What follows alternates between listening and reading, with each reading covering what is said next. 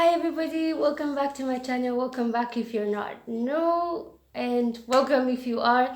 So today I'm going to be speaking about two great men from the Bible and contrasting their lives in a way that maybe most of us have not heard about. And that's King David and I wanted to say King Joseph, but he was a governor, but a ruler. So both of them are strong, mighty men, greatly used by God, greatly chosen by God. But their stories seem to have some similarities that I would like to bring to us today. So first of all, Joseph is a guy who was born in a big family, and he has a dream. He's a dreamer quite since the time he was young, and in that dream, he dreams about stars, bowing to his star, and crops, bowing to his crops. And so he's explaining this dream to his family, and his family members are actually quite offended because they're like, bro, who do you think you are? So they all at that. Yeah, but then long story short, that happens, and a time comes. He seems to be the favorite of his dad, and he has a coat of many colors that's made for him. But time comes where I think it's inbuilt in his older brothers that they can't stand him anymore or any longer, and they have a mini brotherhood meeting and say, you know what, let's kill this boy. And in the same meeting, they're like, okay, let's not kill him, let's sell him off to be a slave. And they managed to execute this plan, and he's sold off uh, to be a slave somewhere else. And to their dad, they make this lie up about him dying, being eaten by an animal, and all that stuff. So life goes on from there. So I'm going to bring this to a pause and let's go to King David. King David's quite the same, has a life of being a shepherd boy, good child. He's killing off bears and lions while at it. But same thing with his family. He seems to be going through a situation where when time to anoint the second king comes, then the prophet goes to Jesse's home, his dad.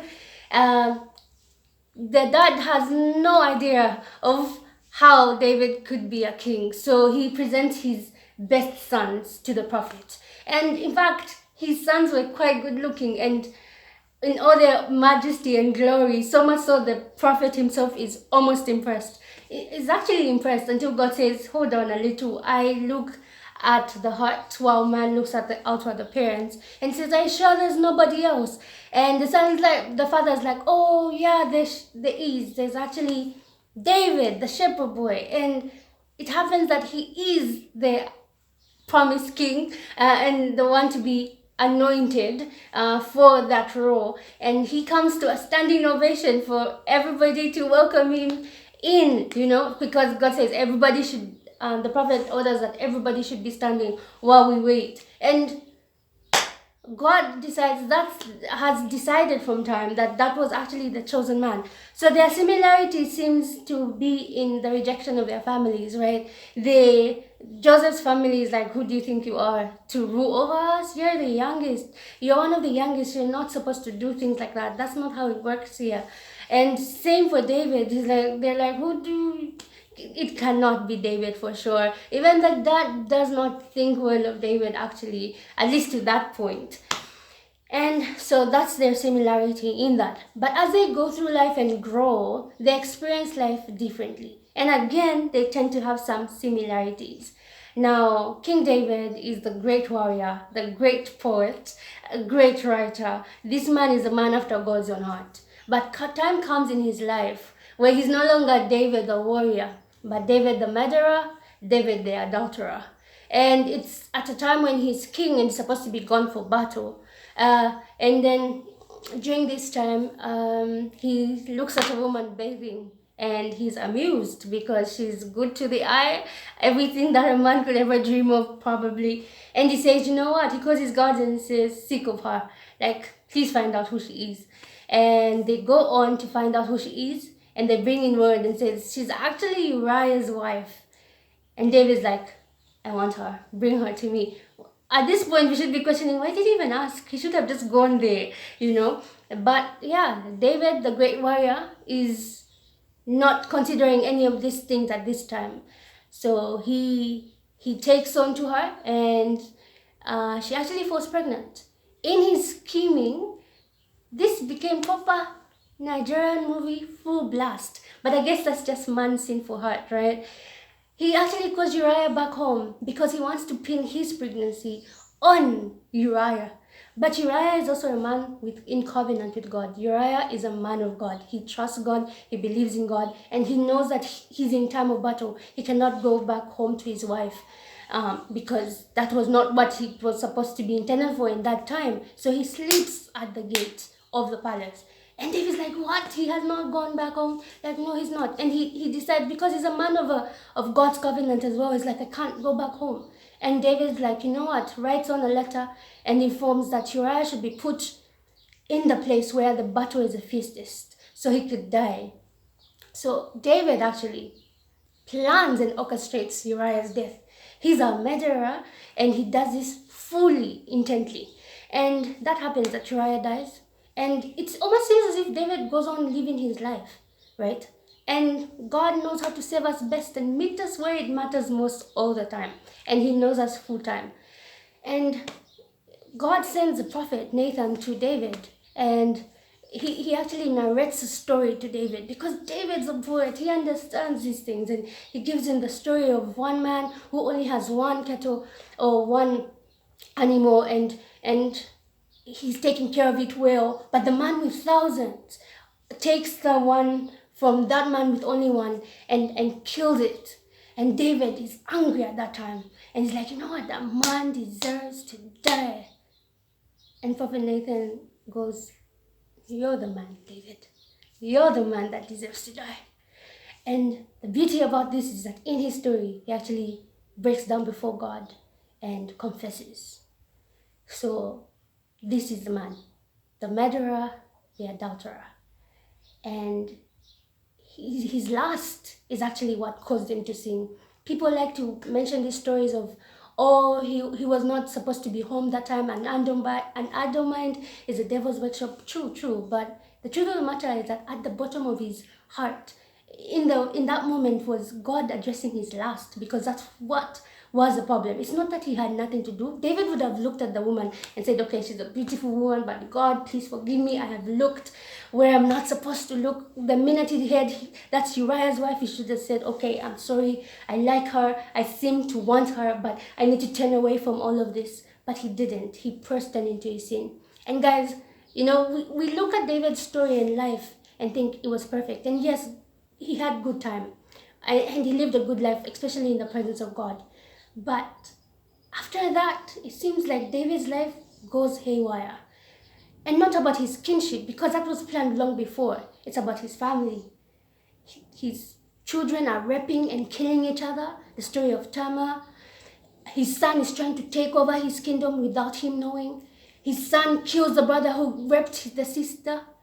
It's just confusion. David tries to build a temple for God, and God says, no, David, you've got blood on your hands. Solomon is a wise king. He honored God so much that God said, you've honored me too much. What would you want me have me do for you? He's like, just give me wisdom. I need to lead your people right. And as God is faithful to his word, like, James tells us, if you lack wisdom, ask God. He gives without reproach. King Solomon honored God so much in his answer for wisdom that God said, you know what, you haven't asked for riches or wealth, I'll give you double of I'll add to what you've already asked, because you've asked for what's most important. And he was a rich man, and he was greatly honored because of his wisdom. But even with that, he failed, and it seemed to say that the same thing that got his dad got him too, because he was a man of God, right? He was a man chosen by God, honored by God. But he seemed to go haywire. He lost it with the women, with love for women from other nations that God forbid it, because those people honored other gods and not the one and true God. David's life is confusion. The Bible actually admits to say that David inherited the wind. And that was because of sin. Because our sin catches us. It finds us out. That's what the Bible tells us. And we have come to a place where we're so lovey-dovey with sin. Like, God's a holy God and has a holy standard still. He has not changed that. Jesus, yes. Grace, yes. Mercy, yes. But it's much more favorable to live a life with God in holiness and in surrender and in truth, right? And as I'm speaking to you guys, I'm honestly preaching to the choir, but because the same thing I'm saying to you, the same thing to me, okay? Now let's go to Joseph, right? The same story. They are caught up in moments. Even Joseph, while he's dreaming and being arrested and being lied upon, Joseph goes through a moment where Potiphar's wife has got an eye on him because he seemed to be a young, fine-looking boy as well. And Potiphar's wife likes him and has been seducing him and trying to get him. But Joseph honored God to that point. He said, I'm not doing this with you, woman. He ran away. So much so he even left a coat behind. In a place where David indulged, Joseph ran. He flee. He flew, whatever the word, guys. He ran away from the sin. He ran away from the sin. And that should be our response to sin. We run. We don't try to play with it. We shouldn't try to question it. Try to see how we can get around it. No, the idea is run away. Even the Bible says, I think in a place of James, it says, submit yourself to God, resist the devil, and he will flee from you. He ran away. And he was lied upon that he actually wanted to rape